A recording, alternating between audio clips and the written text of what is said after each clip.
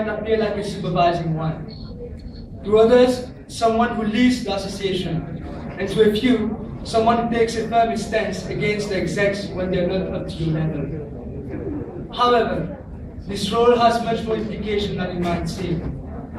As a president, you need to be available to all the execs at all stages, be it planning or execution.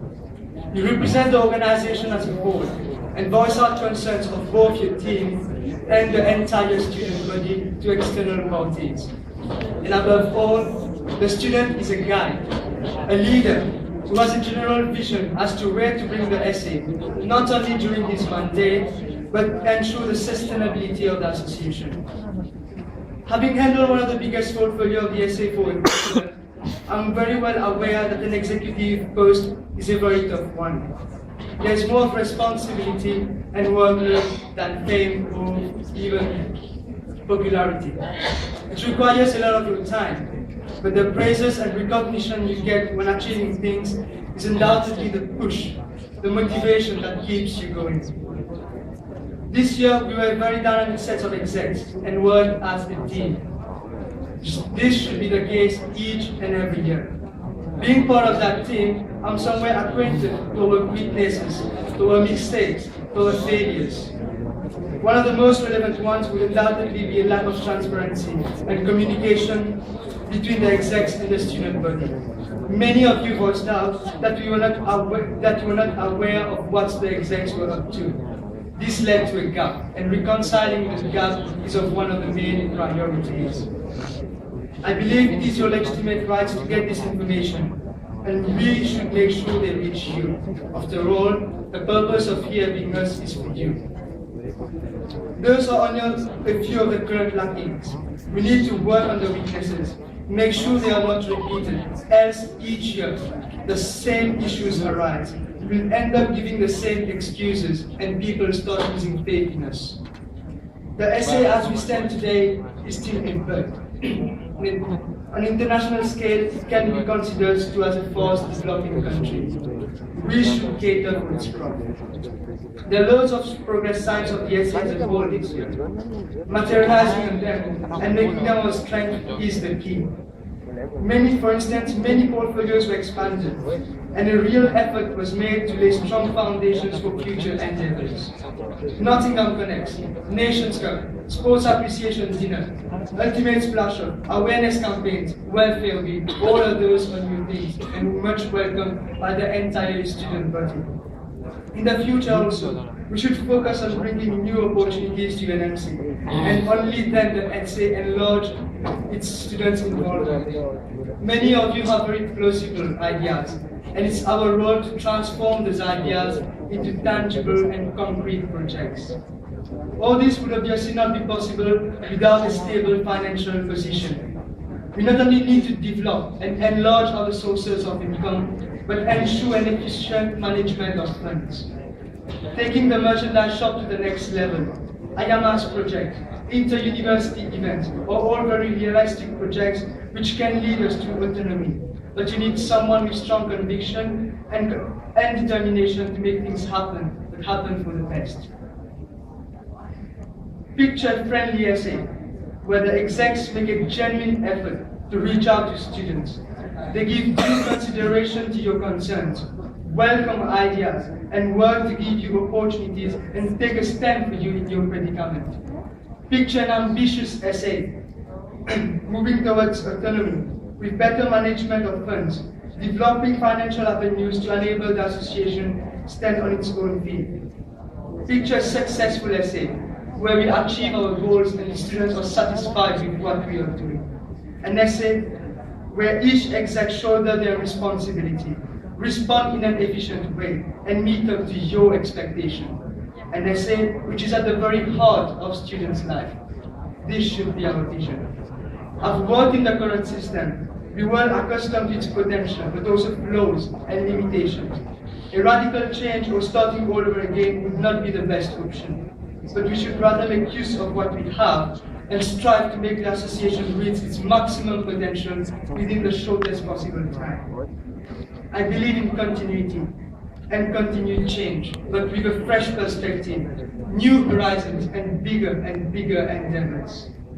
As a president, I'll make sure you are represented, that we bridge the gap between you and senior management. My objective is to make sure all the execs work to the very best of their ability and talk on your behalf. To make the SA transparent body, where you will not only know what the execs ought to do, but have your say on things planned for you. To be financially stable and enlarge our circle of events, opportunities and services. From us to you, from student to student. If you are here today, it's because you actually care. And we need people to care. You've had the chance to listen to all the candidates, judge them based on their capabilities, motivation, passion, and commitment to shoulder their responsibility throughout the whole year. It is a very demanding one to be an exec, and only those with strong conviction and motivation can lead your essay throughout the year. This isn't politics, but rather uniting all students and you choosing the people who will bring change to your life, our lives here at UNMC. As Obama once said, change will not come if we wait for some other person or some other time. We are the ones we've been waiting for. We are the change that we seek. As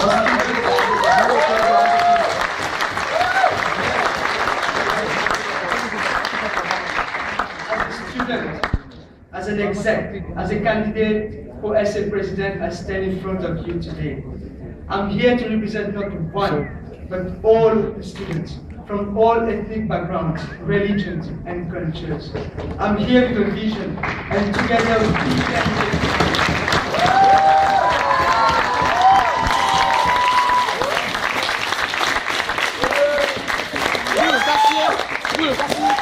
for our lives, for our student experience, for our student association, let's together join hands and make this happen.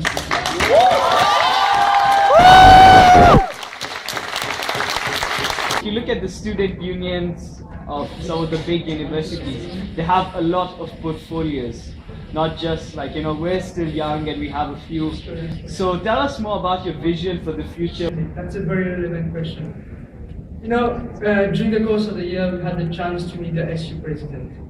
And we were just having a sharing of experience as to how it works there and how it works here. The thing is that if you see the association itself, the only reason why it's not called union is presently the word union is banned in Malaysia. So in that sense, the constitution is based on the UK one. So obviously, throughout the 5 years, we've been amending. For example, diversity is no longer diversity, but diversity in environment one, because we found that there's a lack in terms of environmental concerns. Same as finance, it was treasurer dealing just with internal affairs. So what happened now is treasurer is now the finance, and under finance there's something called a business development unit, because we're moving on. It's true to have loads of new things, loads of other portfolios, but the most important thing, I think, is to get what we have now. Those portfolios are actually based on the current context, as in how UNMC is running. And from there on, have very strong foundations. First, make them running, make them be efficient, exploit them to the maximum, and from there on, based on the student base, we are only 4,000 students here. In the UK, we have 40,000 students. So just the workload that they have and the workload that we have is somehow not very, like you can have direct comparison. So just like you were saying, I remember I was meeting Alex, SU president, and one of his suggestion was like welfare is too big of a portfolio itself, and one person handling it is kind of difficult. It's true. When you work your ass off, it's very, very difficult in a way. But then maybe like in terms of internally, like all the networks that we have, obviously later, if the need for it, you can develop that into all the exec posts. But for now, 10 execs, 40,000 students,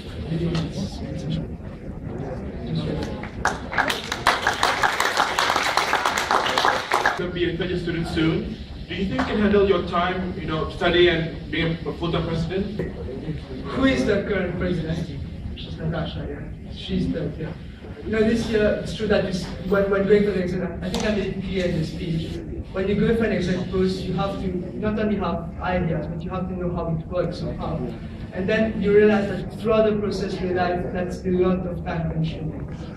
I've worked for 1 year. I could have had enough. People wake me up at 5 a.m. because something happened in the square. We have to run away. But still, I'm here standing in front of you. You just don't wake up. Me contesting for SA president, it's just about me waking up in the morning. I get some kind of inspiration, say, okay, let's go for the president post. You think about it, and you think actually very well about it, and then you know, are you willing to commit yourself to serving the student for another year? The essay as we are today, it needs us more than we need. See, the services that we're providing is still very limited because we have loads of limitations.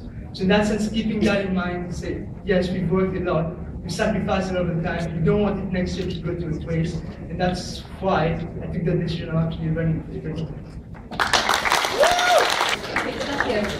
Nice speech, and unfortunately I can't really find a lot to ask you, but I have an important question. You're currently doing SA Welfare, which deals with a different part of the association, and then you're planning to run, well, you're running for president, which means you plan to be in office as president. The two portfolios, even though both are exec and both lie on the same platform, are completely different. How are you going to take your thinking shift from welfare to president, and what do you think that shift is going to involve? That's true. Like, you must be aware, you've also been welfare and then president. In the sense that when you're an exec, you're actually the one who runs around, and you're the one who are executing things. Whereas, like, when I sit here, a president's role is to actually, you're not handling one portfolio as such. You're not handling one portfolio 100%, but you're handling 100% of the 10 portfolios. So you should be aware and then be the execs. In a year, like, okay, all execs have very, very close, like I was just reading the manifestos and all, they have very good ideas. But to what extent is that possible? So it depends on your judgment, it depends on your experience. Because you see, like, when you're in an exec post, you have loads of limitations, and someone who's worked here before knows very well about the limitations I'm talking about. So that shift of mind is mostly about now you're not the one running around. You delegate the work, but also assist them in making sure that they work to their very best, like they're very honest at their work, they give out what students actually want from them. I think that's how, like, and then, like, something very important as well, is like the execs, we work as a team. We discuss everything in our meeting, and then everyone has his opinion on each and every. It's not a one-man show. It's just not the president, and you say, well, I want you to do that, I want you to do that. You work in construction, and then you start building up and building up. This is the shift that we should be more focusing on now. Okay, moving on from what you said, how are you going to motivate your team at that point when everyone wants to just quit? How are you going to push everyone up? Because you can't quit, and you can't let everyone quit. But the thing is that when all the students, like I've been hearing a lot of the speeches, I see very, very valid candidates come to the post. When someone goes, right, you as a president, should they show that they have the same vision as you? You're here, like, when you go for an exec post, it's very simple. You're not paid for the post. At the end of the year, you just got only one certificate. But what keeps you going, like what she said, it's about sharing with the students. Okay, you have to answer to 4,000 students. When you're walking around on campus, you don't want students to tell you, okay, he's the guy who started well, but then in the end, like, just dropped them. So you have to make sure that the execs are ready to face the students. And that's where the aspect of transparency brings. If they update students about what we are doing, if they update students, it's just in everyone's face, they know that, okay, this exec is up to this thing, and this thing, and this thing. So obviously that makes them first. That makes you aware of what the execs are doing, and the second, and that makes them, it obliges them somehow to work and show people that they are working. I think this, like, for transparency, that's the best way to actually deal with students and reconcile them. So at least they keep running throughout the year, and just not do 1 or 2 projects and say we have done for the year.